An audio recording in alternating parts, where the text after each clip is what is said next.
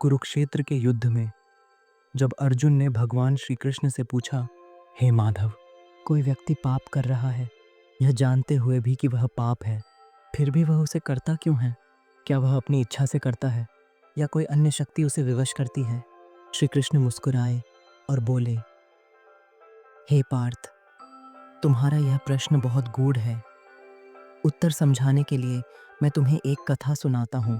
कहो, प्राचीन काल में एक नगर में सौमित्र नाम का एक व्यक्ति रहता था। वह बचपन से ही धार्मिक प्रवृत्ति का था, संतों की संगति करता था और सदैव सत्य बोलता था। परंतु समय के साथ जब वह युवा हुआ तो धन और सुख की लालसा उसके हृदय में जन्म लेने लगी। नगर में एक दिन महर्षि वशिष्ठ आए। सौमित्र उनके पास गया और बोला, गुरुदेव, मैं सत्य का पालन करता हूँ, धर्म का मार्ग जानता हूँ, फिर भी मेरे भीतर कभी कभी लोभ, कामना और क्रोध उत्पन्न होते हैं। मैं चाहता हूँ कि यह सब ना हो, परंतु मैं इन्हें रोक नहीं पाता। ऐसा क्यों होता है?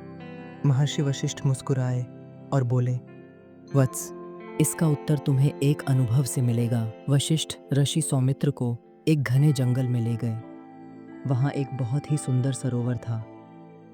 ऋषि बोले, इस जल में एक विशेष शक्ति है। जो भी इसमें स्नान करेगा उसे अपने भीतर की सच्ची प्रवृत्ति का आभास होगा। सौमित्र ने जैसे ही जल में प्रवेश किया, उसे एक अजीब अनुभूति हुई। अचानक उसका मन भटकने लगा। उसे अपार धन दौलत, सुंदर स्त्रियां और राजसी ऐश्वर्य की लालसा होने लगी। उसने अपने भीतर एक अजीब आकर्षण महसूस किया, जैसे कोई शक्ति उसे खींच रही हो। जैसे ही वह जल से बाहर आया, वह पूरी तरह बदल चुका था।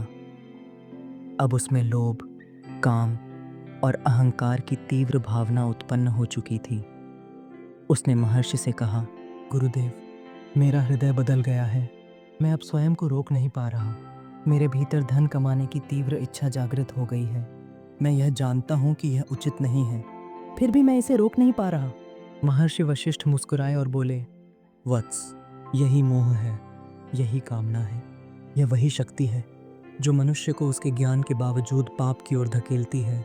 महर्षि ने उसे एक वृक्ष की ओर इशारा किया और बोले, देखो इस वृक्ष को, इसकी जड़ें कितनी गहरी हैं।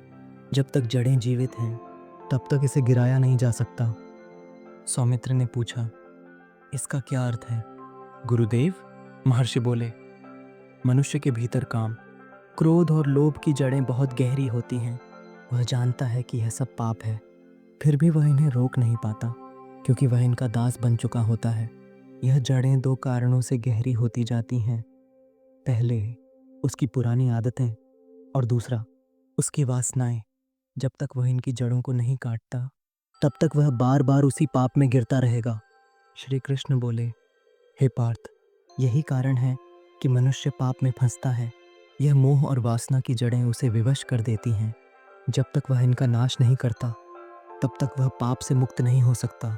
अर्जुन ने पूछा, हे केशव, तो इन जड़ों को कैसे नष्ट किया जाए?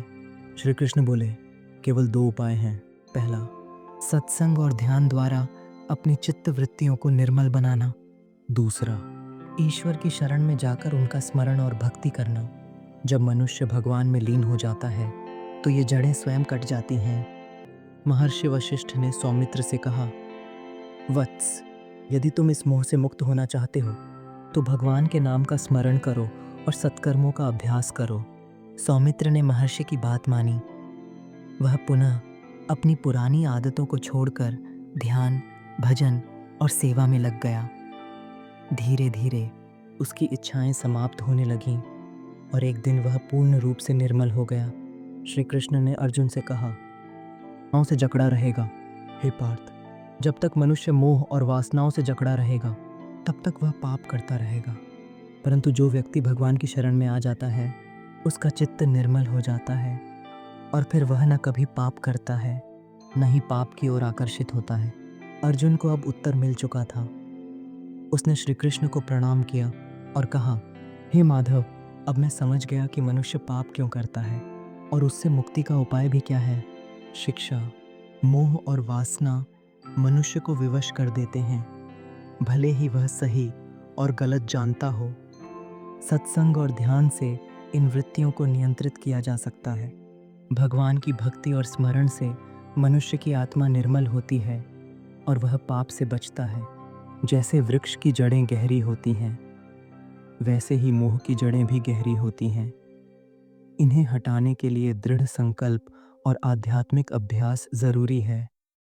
और धार्मिक वीडियो देखने के लिए चैनल को सब्सक्राइब करें और इस वीडियो को लाइक, शेयर, कमेंट करें। धन्यवाद। परमात्मा की जय हो।